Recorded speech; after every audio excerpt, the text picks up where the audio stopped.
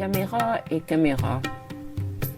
À Money, dans le Mississippi, dans la caméra de nos mémoires, un gosse noir de 14 ans est lynché.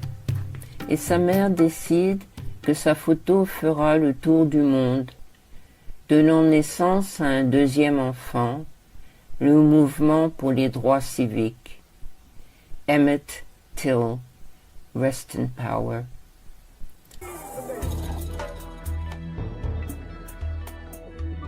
Je crois qu'il faut bien faire un zoom, excusez l'expression puisque nous sommes en plein zoom, mais il faut faire un zoom cinématographique pratiquement, mais historique, sur cette mort d'enfant. Parce que en 1955, quand Emmett Till, à l'âge de 14 ans, se fait lyncher, en pleines vacances dans le Mississippi, c'est un lynchage qui va lancer des ondes de choc dans notre histoire jusqu'à aujourd'hui. Donc, je ne sais pas si on vous a raconté les faits, mais en tous les cas, c'est une journée d'août comme aujourd'hui. C'est après la cueillette du coton. Le gosse et ses petits cousins ont soif et ils vont acheter à boire et des bonbons à une épicerie tenue par un couple proche du Ku Klux Klan. Là, la jeune propriétaire, qui est sans son mari, tient la caisse et elle racontera que le garçon l'a sifflé. La rumeur enfle et le sifflement devient un attouchement. Or, pour préciser, c'est Caroline Briand, c'est bien ça? elle s'appelle Caroline Briand. Alors, les lois ségrégationnistes à l'époque interdisaient tout contact entre les races sous peine de lynchage. Alors, 2 jours plus tard, le petit est kidnappé par le mari et le demi-frère du mari, et il ne sera retrouvé que quelques jours plus tard dans la rivière, méconnaissable, mutilé, portant des traces de torture, une balle tirée à bout portant à travers le crâne, les dents et un œil manquant. Alors, le shérif du coin essaye d'enterrer les restes pour que rien ne se sache, mais la mère, Mamie Till, est informée du lynchage à Chicago et fait revenir le corps par train.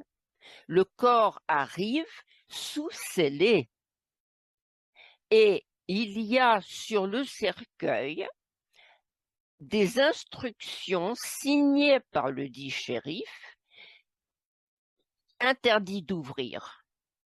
Sur ce, Mamie se fait apporter un pied de biche, ouvre le cercueil, voit les restes et prononce les paroles qui sont restées dans notre histoire. Que le monde voit ce que j'ai vu. Et pendant 3 jours, il y aura un cercueil ouvert avec cette photo qui a fait le tour du monde et qui reste gravée dans nos âmes. Le mouvement pour les droits civiques sont nés. Martin Luther King a été tellement ébranlé par cette mort qu'il dédie son discours « J'ai un rêve » à l'enfant. Et il choisira la date du 28 août, jour du lynchage, pour prononcer le discours. Mais ceux qui observent Martin Luther King, et en particulier le FBI, c'est-à-dire le COINTELPRO services du contre-espionnage du FBI ont bien noté le lien que Martin Luther King fait entre l'enfant et le rêve, et le danger de ce lien-là. Alors, le directeur appelle le grand chef Edgar Hoover, et je vous cite ce qu'il lui dit au téléphone. Au vu du discours puissant et démagogique de King, nous devons maintenant le cibler en tant que le plus dangereux homme de couleur pour l'avenir de la nation, du point de vue du communisme, de la couleur et de la sécurité nationale. Fin de citation. Suivront écoute, envoi d'informateurs, et le 21 novembre 1964, une lettre envoyée par le FBI au pasteur King, lui suggérant qu'il n'a rien de mieux à faire que de se suicider. Parce que le FBI est au courant de ces soi-disant incartades adultères.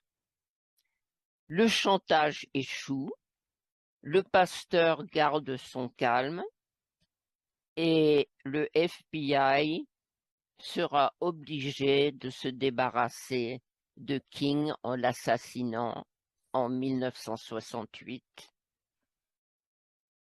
Je voudrais vous dire une chose que nous avons bien comprise.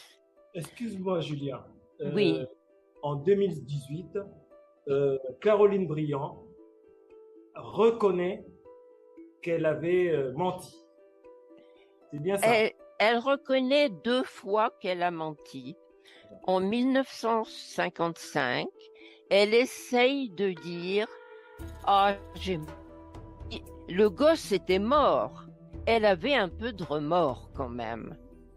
Alors, elle a essayé de chuchoter « Oui, mais il a seulement sifflé, il m'a pas touché ». Alors, l'avocat de la défense lui a dit « Mais tu veux sauver ton mari, enfonce le négro ». Et c'est alors qu'elle a décidé de dire « Il a essayé de me violer ». Ça, c'est extraordinaire. Parce que combien de massacres chez nous sont nés de ce genre de mensonges-là, de ce mythe, d'un prétexte, d'un fantasme que l'on pose pour ensuite pouvoir aller casser du noir. Alors, la deuxième fois qu'elle essaye de dire oui, c'était seulement un sifflement, c'était pas la peine qu'il meure pour ça, la famille de Emmett Till essaye de faire rouvrir le procès et elle se dégonfle, excusez la vulgarité de mon propos, et elle ne revient pas sur ses dires, elle ment de nouveau. Et je rajoute un petit détail un peu salé, mais vous allez comprendre très vite. L'un de ses fils adultes a été gouverneur du Mississippi. Est-ce que vous comprenez? Bon.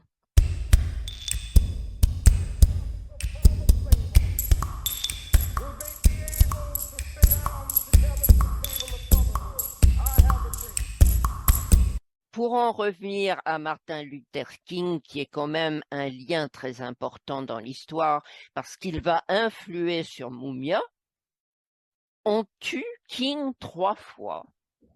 parce que c'est important pour Mumia, ça.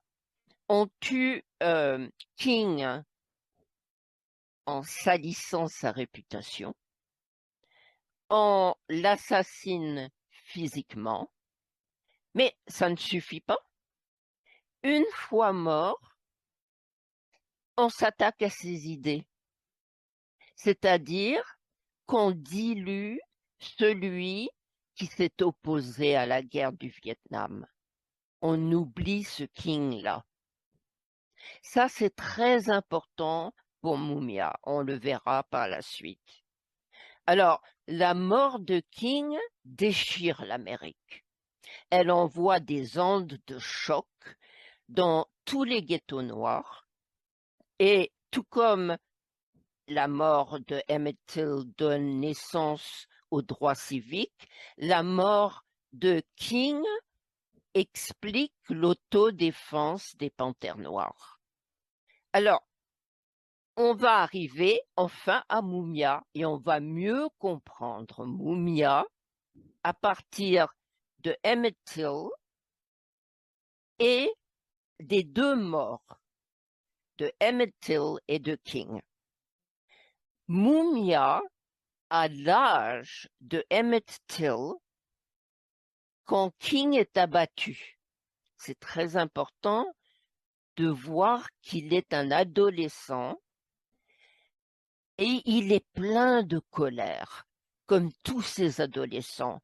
Comment ont-ils pu faire ça? Et il va à un rallye de néo-nazis et comme il l'explique, il l'écrit même, ce sont les coups de pied de la police qui m'ont fait atterrir dans le parti des Panthères Noires. Voilà. Alors, l'histoire se répète, le COINTELPRO, on a après Mumia, tout comme il en a eu après King, c'est-à-dire neutraliser un messie noir. On lit par exemple dans les rapports secrets sur un très jeune Mumia. Il est tout jeune et on le surveille déjà. Et je cite, c'est le FBI qui dit ça. Mumia n'a pas de casier judiciaire, mais c'est la nature de ses écrits qui fait de lui un danger pour notre sécurité nationale. Fin de citation. En effet, il est très doué de sa plume, il prend fait et cause pour les laisser pour compte, il est connu comme la voix des sans-voix, il défend le groupe éco-radical Move, il est très très ami avec les militants de Move, comme pour King, comme pour Fred Hampton qui sera assassiné par le FBI dans son lit. J'espère que vous avez vu le film. Il faut fabriquer une mort à Mumia. Une nuit de décembre 1981, alors que Mumia conduisait son taxi, après un licenciement imposé par des pressions policières, il est pris au piège d'un coup monté et prend une balle dans les poumons. C'est une balle quasi mortelle. À son réveil du coma, on lui met sur le dos la mort d'un officier de police blanc pour laquelle il clamera son innocence pendant 43 ans. Les témoins sont triés sur le volet, menacés, corrompus et subornés par la police. L'une d'elles, je l'ai rencontrée, et Fanta l'a rencontrée, je crois. Véronique et Apamumia l'a rencontrée. Veronica Jones. Alors, c'est une prostituée. 2 de ces prostituées s'entendent dire par la police qu'elles pourront travailler sans entrave si elles incriminent Mumia. Mais Veronica Jones refuse de le faire, puisqu'elle n'a pas vu tirer Mumia. Pourquoi irait-elle raconter un mensonge? Quand elle refuse d'accepter la version des faits que lui impose la police, elle est arrêtée sans ménagement à la barre des témoins, ce qui ne s'est jamais vu, même dans l'histoire des États-Unis, qui est une histoire assez mouvementée, question justice. 28 août 1955, 28 août 2025, 70 ans après. La disparition tragique de Emmett Till.